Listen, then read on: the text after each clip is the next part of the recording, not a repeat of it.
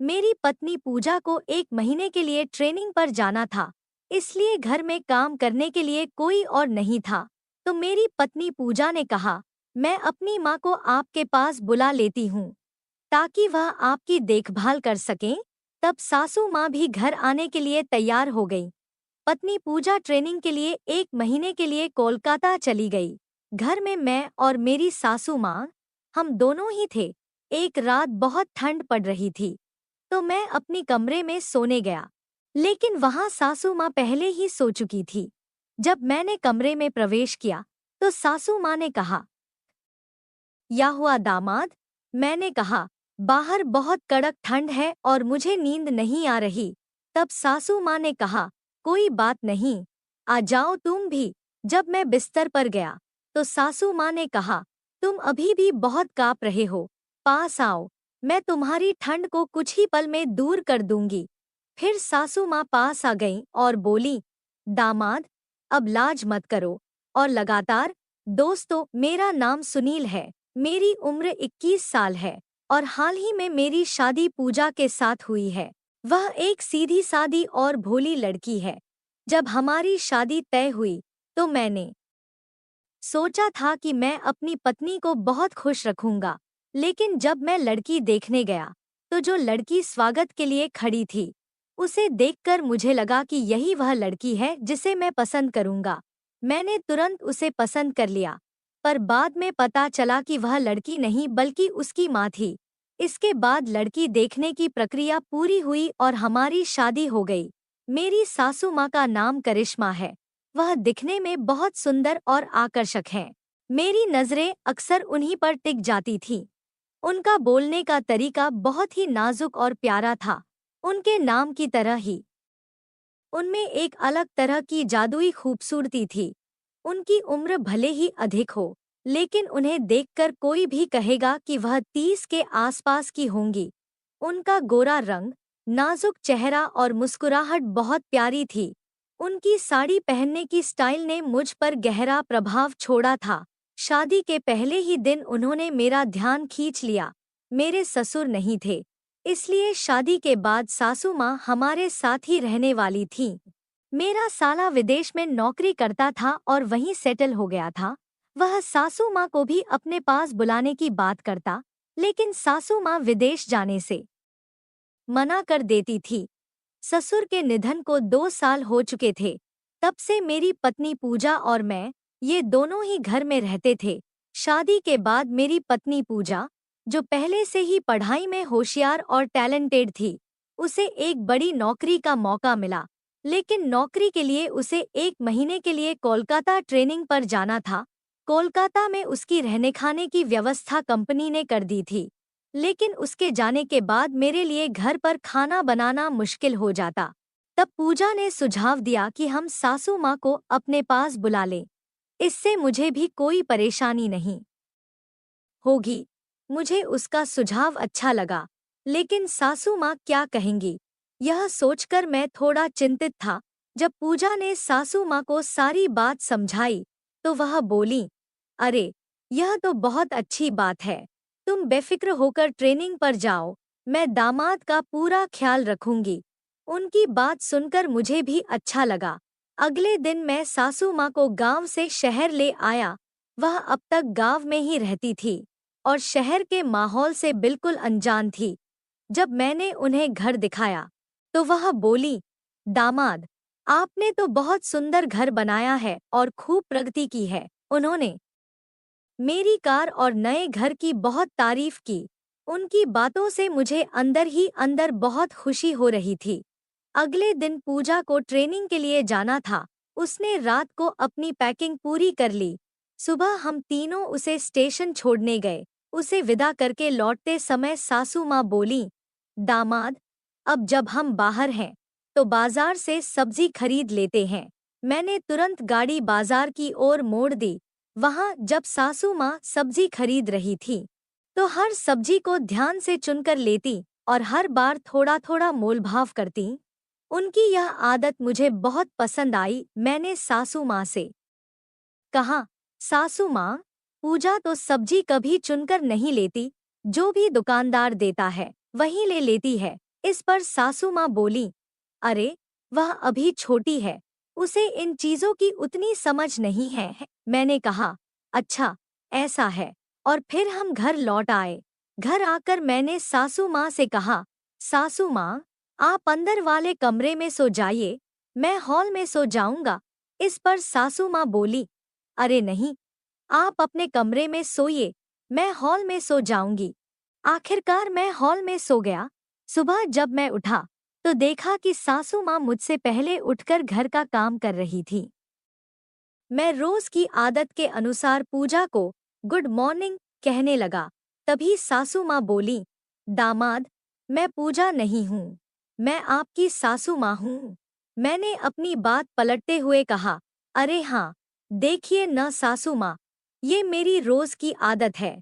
सासू माँ ने पहले ही चाय बना रखी थी। उन्होंने चाय का कप पकड़ा और पल्लू ठीक करते हुए मेरे पास आई। वह बोली, अब आपको नई आदत डालनी पड़ेगी। मैंने कहा, अच्छा, कैसी आदत? उन्होंने कहा, चलिए पहले चाय पीजिए, मैंने आपके लिए खास मसाले वाली चाय बनाई है। मैंने चाय पी और वह सच में बहुत स्वादिष्ट थी। सासू माँ ने पूछा, दामाद, चाय कैसी लगी? मैंने कहा, सच में बहुत बढ़िया मसालेदार बनी है, बिल्कुल आप जैसी। वह बोली, मेरा मतलब? मैंने कहा, आप जैसी मीठी और प्यारी। फिर मैं मुस्कुराने लगा और वह बोली, आपकी बातों में मिठास भी खूब है। मैंने मजाक में कहा, आप तो हमेशा अपनी बेटी का ही पक्ष लेंगी, दामाद का पक्ष भला क्यों लेंगी? यह सुनकर हम दोनों जोर से हंस पड़ ए मैं नहाने के लिए गया, लेकिन मेरी रोज की आदत के अनुसार तौलिया बाहर ही छोड़ दिया था। जब मैं नहाने गया तो मुझे समझ नहीं आ रहा था कि तौलिया कैसे मंगवाऊं। मैंने जोर से आवाज लगाई, मामी, मामी। सासू माँ आई और उन्होंने बिना कुछ कहे तौलिया मेरे हाथ में दे दिया। मुझे यह समझ नहीं आया कि उन्होंने बिना कहे कैसे समझ लिया कि मुझे तौलिया चाहिए। मैं नहाकर बाहर आया और ऑफिस के लिए तैयार होकर निकल गया। मैंने सासू माँ को टीवी चलाने का तरीका समझाया ताकि वह घर में अकेली होने पर बोर न हो। शाम को जब मैं घर लौटा तो देखा कि सासू माँ टीवी देख रही थी। मुझे देखते ही उन्होंने खुद को संभालने की कोशिश की। मैंने कहा, लगता है आपने नहाया नहीं। इस पर वह बोली, अरे मैंने तो नहा लिया था। मैंने कहा, लेकिन आपने साड़ी नहीं बदली, इसलिए मुझे लगा कि आपने नहाया नहीं। सासू माँ बोली, दामाद, सच में मुझे अच्छा लगा कि आप छोटी छोटी बातों पर इतना ध्यान देते हैं। मैंने कहा, अरे ध्यान देना तो बनता है, आखिर घर में अब हम दोनों ही तो हैं और आपकी देखभाल करना मेरी जिम्मेदारी है। मैं हाथ मुंह धोकर टीवी देखने बैठा। तब सासू माँ मेरे लिए चाय बनाने चली गईं। उनके घर आने से घर का माहौल एकदम शांत, साफ और खुशनुमा लग रहा था। पूजा जब घर पर होती थी तो मेरे लिए चाय बनाती थी, लेकिन सासू माँ की बनाई चाय और खाने में एक अलग ही स्वाद था। हम दोनों बातें कर रहे थे, तभी सासू माँ ने बताया कि उन्होंने पूजा से फोन पर बात की थी। वह मुझे बहुत याद कर रही थी और मेरे बारे में बहुत कुछ कह रही थी। मैंने पूछा, पूजा क्या कह रही थी? इस पर सासू माँ ने कहा, कुछ खास नहीं, बस ऐसे ही।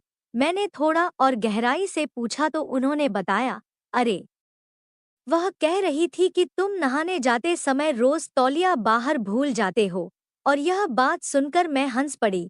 सासू माँ भी बोली, हाँ, यह तो तुम्हारी रोज की आदत है। फिर उन्होंने कहा, तुम्हें भी पूजा की बहुत याद आती होगी।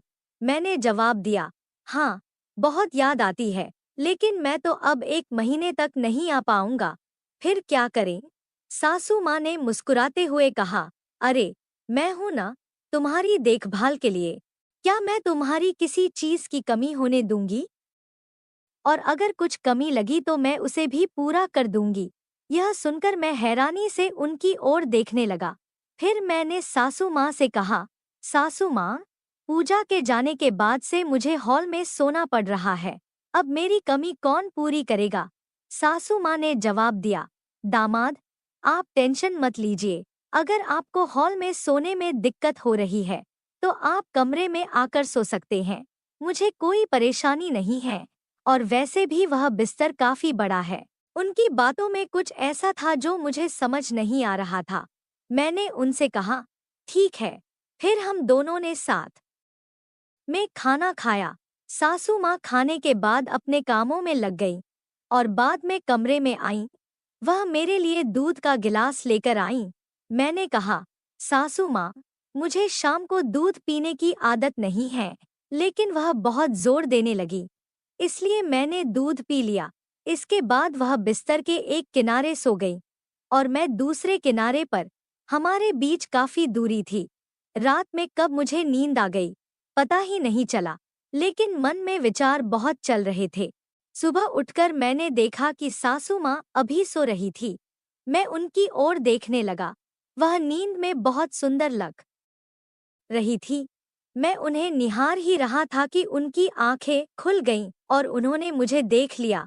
वह मुस्कुराकर बोली, दामाद, आप कब उठे? मैंने कहा, अभी अभी। उन्होंने कहा, रात को मुझे बहुत ठंड लग रही थी। मैंने आपको जगाने की कोशिश भी की, लेकिन आप उठे ही नहीं और सारा कंबल लेकर अकेले सो गए। मैंने हंसते हुए कहा, सासू माँ, मुझे कब नींद आ गई पता ही नहीं चला। फिर मैं अपनी ड्यूटी के लिए निकल गया, लेकिन दिन भर उनके बारे में सोचता रहा। सासू माँ पूजा के जाने के बाद मुझसे बहुत खुलकर बात करने लगी थी। ऐसा 4 महीनों से नहीं हो रहा था। मुझे लगा कि शायद ससुर जी के न होने की वजह से वह अकेलापन महसूस कर रही थी। शाम को घर लौटने पर रोज की तरह वह मेरी कमरे में आई और हंसते हुए बोली, आज तो ठंड में मुझे मत छोड़ देना। मैंने उन्हें कंबल देते हुए कहा, आप ही लीजिए, मुझे बिना कंबल के भी नींद आ जाएगी। इस पर वह बोली, अरे, ठंड का महीना चल रहा है और वैसे भी अब पूजा भी तुम्हें छोड़कर चली गई है। घर में अब तो बस हम दोनों ही हैं। हमें कौन देखने आएगा? मैंने ब्लैंकेट लिया और सोने की कोशिश करने लगा। सासू माँ ने मेरे लिए दूध लाकर रखा था, लेकिन मुझे दूध पसंद नहीं था, इसलिए मैंने उसे नहीं पिया और ग्लास वैसे ही टेबल के नीचे रख दिया। सासू माँ ने पूछा, दूध पिया ना? मैंने झूठ बोलते हुए कहा, हाँ, पी लिया। लेकिन उनके इस सवाल के बाद मुझे नींद नहीं आ रही थी।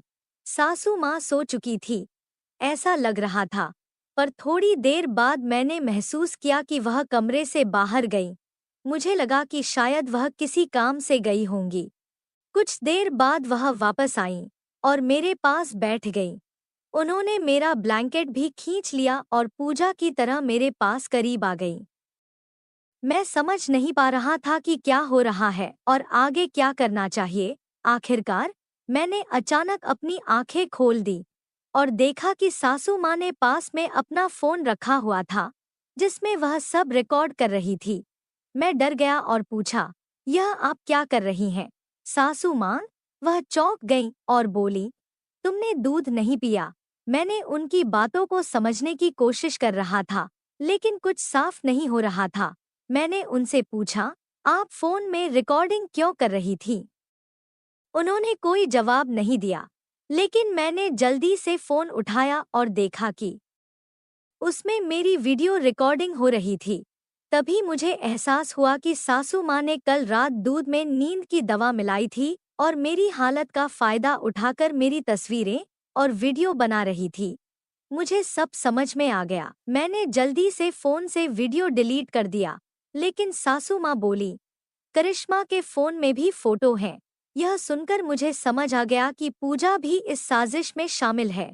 सासू माँ ने सारी बातें बतानी शुरू कर दी। मैं चुपचाप उनकी बातें सुनता रहा और फिर 112 पर कॉल किया। 10 मिनट के भीतर पुलिस हमारे घर आ गई। सासू माँ को बिल्कुल भी अंदाजा नहीं था कि मैंने पुलिस को बुला लिया है। मैंने पुलिस को पूरी घटना बताई। तब सच्चाई सामने आई कि पूजा और सासू माँ असल में माँ बेटी नहीं, बल्कि बहनें थीं।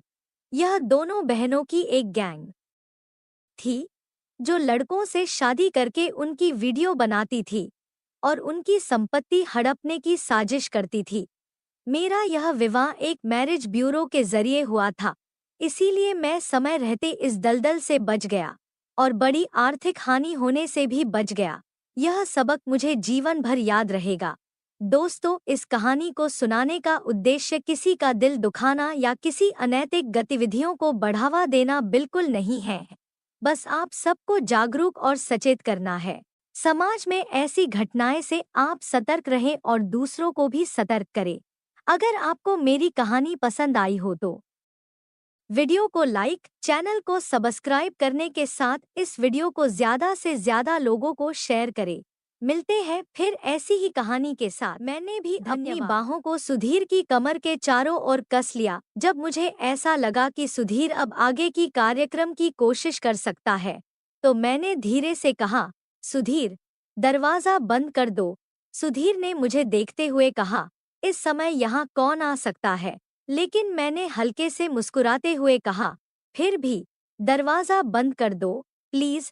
सुधीर ने मुझे छोड़कर दरवाज़ा बंद किया और फिर से मुझे अपने पास खींच लिया। जब उसने फिर से मुझे बाहों में भरा तो मैंने धीरे से कहा, सुधीर, लाइट भी बंद कर दो। दोस्तों, आगे की मेरी कहानी और भी रोमांचक और मज़ेदार होने वाली है। प्लीज़ दोस्तों, मेरा सपोर्ट करो और वीडियो को लाइक और चैनल को सब्सक्राइब कर दो। दोस्तों, प्लीज़ कहानी को पूरा सुनना, तभी पूरी कहानी का आनंद मिलेगा। चलो सुनाती हूँ आपको पूरी कहानी। जब सब कुछ हो गया तो मैंने तुरंत अर्जुन से पीछे हटने को कहा। मेरा दिल जोर से धड़क रहा था और सांसें भी बेकाबू हो रही थी। मैंने खुद को संभालते हुए अर्जुन को कमरे से बाहर जाने का इशारा किया। थोड़ी देर बाद वह बिना कुछ कहे सिर झुकाकर कमरे से बाहर चला गया। उसके जाते ही मैं कांपते हुए बिस्तर से उठी और तेजी से बाथरूम की ओर बढ़ गई।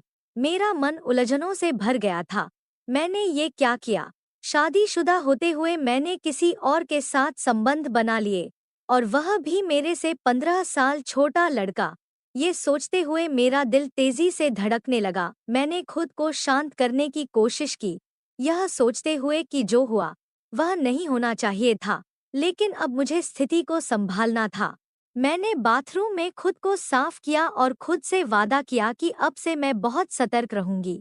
नहाने के बाद मैंने अपना सलवार सूट पहना, बालों को ठीक किया और बिस्तर पर जाकर लेट गई। पूरे दिन की थकान और इस उलझन ने मुझे थका दिया था और मैं कब सो गई पता ही नहीं चला। रात के करीब 9 बजे दरवाजे की घंटी बजी। नींद में मैं हड़बड़ाकर उठी और घड़ी की तरफ देखा। अरे, 9 बज गए, मैंने खुद से कहा और जल्दी से दरवाजे की ओर बढ़ी। दरवाज़ा खोलते ही देखा रिया खड़ी थी और उसके साथ उसका छोटा बेटा रोहन भी था, जो लगभग 8 साल का था। रिया दी, आप इस समय? सब ठीक है? मैंने पूछा।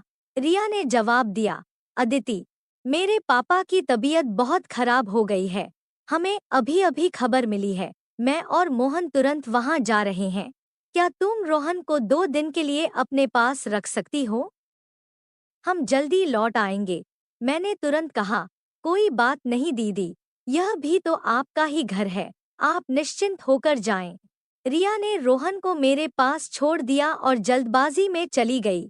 मैंने दरवाज़ा बंद किया और रोहन को लेकर अंदर आई। घड़ी में 9:05 बज रहे थे। मैंने टीवी चालू किया और रोहन से पूछा, तुमने खाना खाया है? रोहन ने सिर हिलाते हुए कहा, नहीं आंटी, अभी नहीं खाया। मैंने मुस्कुराते हुए कहा, तुम टीवी देखो, मैं खाना गरम कर देती हूँ। मैं किचन में गई और खाना गरम करने लगी। खाना पर्याप्त था, इसलिए मुझे चिंता करने की जरूरत नहीं थी। खाना गरम कर टेबल पर रखा और रोहन को खाना परोस दिया। मैं भी उसके साथ कुर्सी पर बैठ गई। अर्जुन अभी तक खाना खाने नहीं आया था और मैं खुद उसे बुलाने नहीं जाना चाहती थी। मेरी नज़रें उससे मिलने में असहज थी।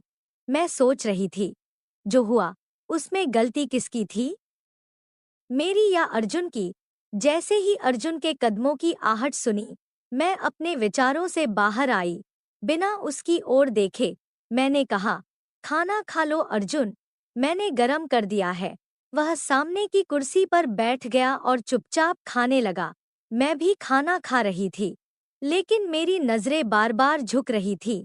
मैं यही सोचती रही कि एक शादीशुदा औरत होते हुए भी मैंने यह क्या किया। अर्जुन ने खाना खाते हुए पूछा, यह बच्चा कौन है? मैंने बिना आंखें मिलाए जवाब दिया, यह रिया दीदी का बेटा है। उनके पापा की तबीयत अचानक खराब हो गई है, इसलिए वह उनके पास गई है। इसके बाद हम दोनों के बीच कोई बात नहीं हुई। अर्जुन ने खाना खत्म किया, गुड नाइट कहा और ऊपर चला गया। मैंने बर्तन उठाए और किचन में रख दिए, फिर अपने कमरे में जाकर दरवाजा अंदर से बंद कर लिया। रोहन बेड पर लेटा था और जल्दी ही सो गया, लेकिन मैं जागी रही। शाम को थोड़ी देर की नींद के कारण अब नींद नहीं आ रही थी, और आज का दिन मेरी जिंदगी में एक नया मोड़ ले आया था। मेरे दिल और दिमाग के बीच लड़ाई चल रही थी। दिल कह रहा था कि जो हुआ सही हुआ, जबकि दिमाग इसे गलत ठहरा रहा था। दिल यह भी कह रहा था कि शादीशुदा होते हुए भी मैं एक अधूरी जिंदगी जी रही थी, और अगर किस्मत ने मेरे लिए कोई रास्ता खोला तो क्या उसमें कोई बुराई है। इन्हीं ख्यालों में खोई हुई थी कि अचानक दरवाजे पर दस्तक हुई। घर में मेरे और रोहन के अलावा केवल अर्जुन ही था, तो दस्तक देने वाला अर्जुन ही हो सकता था। मेरा दिल तेजी से धड़कने लगा।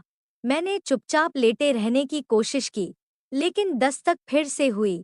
कहीं रोहन जाग ना जाए, यह सोचकर और किसी गलतफहमी से बचने के लिए मैंने धीरे से उठकर दरवाजा खोला। सामने अर्जुन खड़ा था। उसे देखकर मैं थोड़ी चौंकी और कहा, अब क्या है? क्यों आए हो? अर्जुन ने धीमी आवाज में पूछा। दीदी, क्या मैं अंदर आ सकता हूँ? मैंने उसे मना करते हुए कहा, नहीं, तुम जाओ यहाँ से। इतना कहकर मैंने दरवाजा बंद कर दिया। मेरी सांसें तेज हो रही थी और दिमाग में कई सवाल उठ रहे थे। मैं सोचने लगी, यह अंदर क्यों आना चाहता है? क्या वह फिर से कुछ गलत करेगा? नहीं, ऐसा नहीं हो सकता। रोहन भी तो कमरे में है। एक बार जो गलती हो गई वह काफी है, अब ऐसा नहीं हो सकता। लेकिन तभी मेरे दिल के एक कोने से एक और आवाज आई, तो क्या हुआ अगर ऐसा हो भी गया?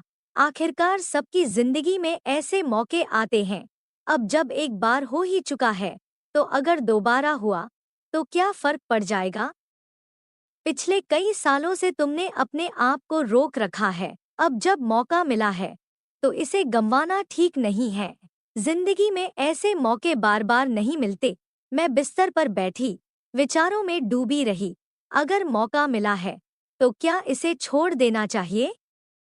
पिछले कई सालों से जिंदगी एक ठहराव में है, और यह भी उसी तरह बीत जाएगी। अर्जुन तो अभी जवान है, उसकी जिंदगी में और भी अवसर आएंगे, लेकिन मेरे लिए, मेरे पास तो यह एक ही मौका है। क्या मुझे भी जिंदगी का लुत्फ उठाने का हक नहीं है? इन विचारों में उलझी हुई मेरा मन और दिमाग एक जंग में फंस गए। आखिरकार मेरे मन की आवाज ने दिमाग की तर्कों पर जीत हासिल कर ली। मुझे अर्जुन के प्रति अपने पिछले व्यवहार के बारे में सोचकर कुछ अफसोस होने लगा। मैं मुस्कुराते हुए उठी और अलमारी में से एक आकर्षक लाल रंग का जोड़ा निकालकर पहनने का विचार किया। फिर बाथरूम में जाकर कपड़े बदले और कमरे में आकर हल्का फुल्का मेकअप किया। मैंने लाल रंग की ऊंची एड़ी की सैंडल भी पहनी और यह सोचकर मुस्कुराई कि अगर अर्जुन मुझसे नाराज भी हुआ तो वह मेरे इस रूप को देखकर निश्चित रूप से खुश हो जाएगा। मैंने रोहन की गहरी नींद में होने की तसल्ली कर ली और कमरे की लाइट बंद करके धीरे धीरे सीढ़ियों से ऊपर जाने लगी। मेरा दिल जोर जोर से धड़क रहा था।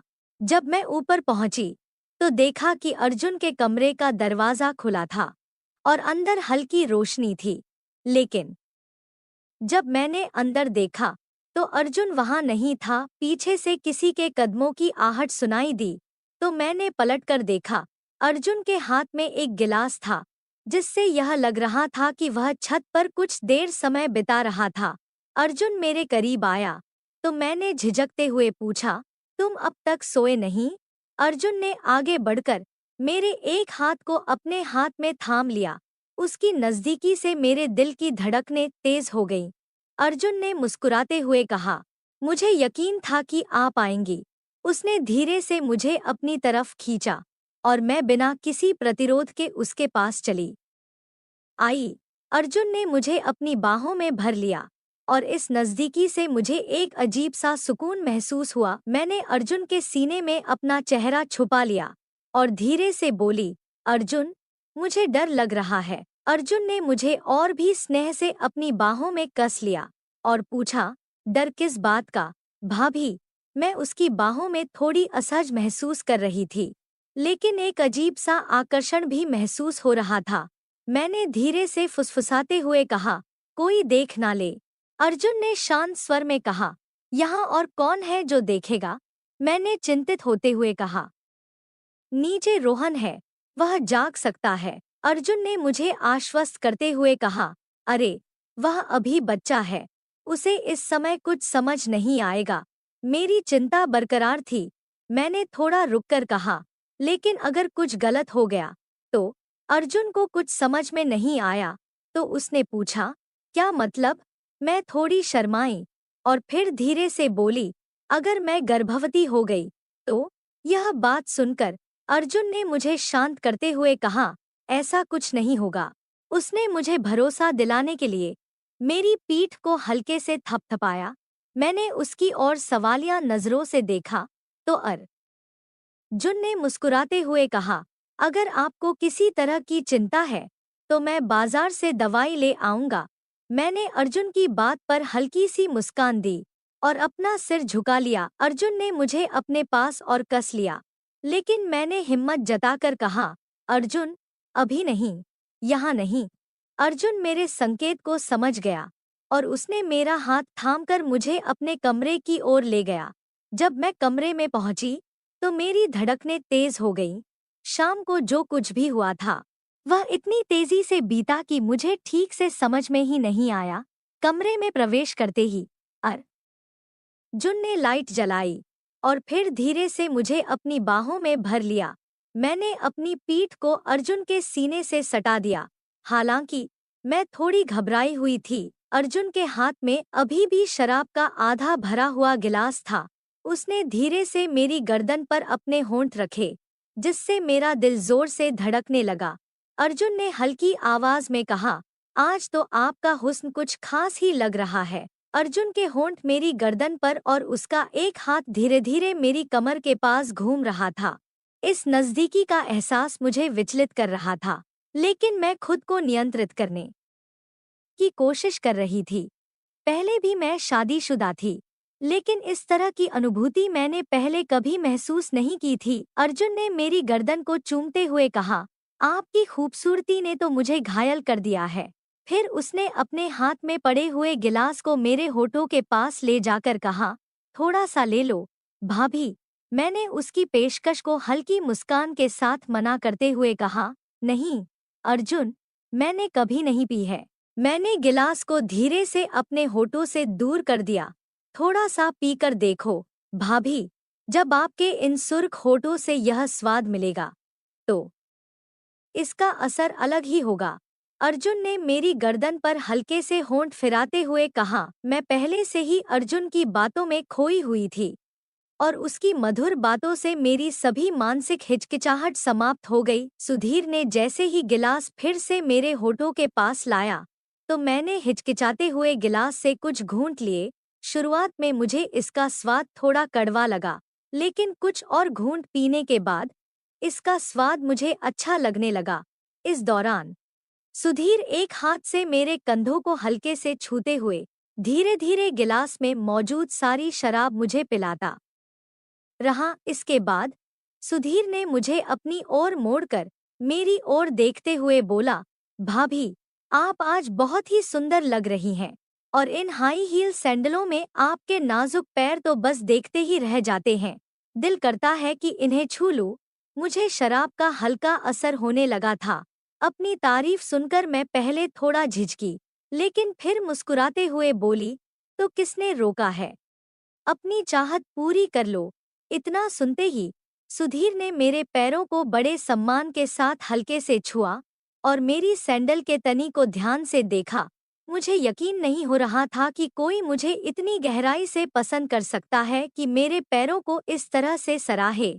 मेरे अंदर एक नई सी अनुभूति दौड़ने लगी। मेरे पैरों को सम्मानपूर्वक छूने के बाद सुधीर ने मुझे अपनी बाहों में लेकर हल्के हल्के मेरी गर्दन पर चुंबन दिया।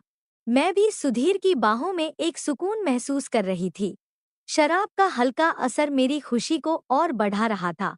मैंने भी अपनी बाहों को सुधीर की कमर के चारों ओर कस लिया। जब मुझे ऐसा लगा कि सुधीर अब आगे की कार्यक्रम की कोशिश कर सकता है, तो मैंने धीरे से कहा, सुधीर, दरवाजा बंद कर दो। सुधीर ने मुझे देखते हुए कहा, इस समय यहाँ कौन आ सकता है? लेकिन मैंने हल्के से मुस्कुराते हुए कहा, फिर भी दरवाजा बंद कर दो, प्लीज। सुधीर ने मुझे छोड़कर दरवाजा बंद किया और फिर से मुझे अपने पास खींच लिया। जब उसने फिर से मुझे बाहों में भरा, तो मैंने धीरे से कहा, सुधीर, लाइट भी बंद कर दो।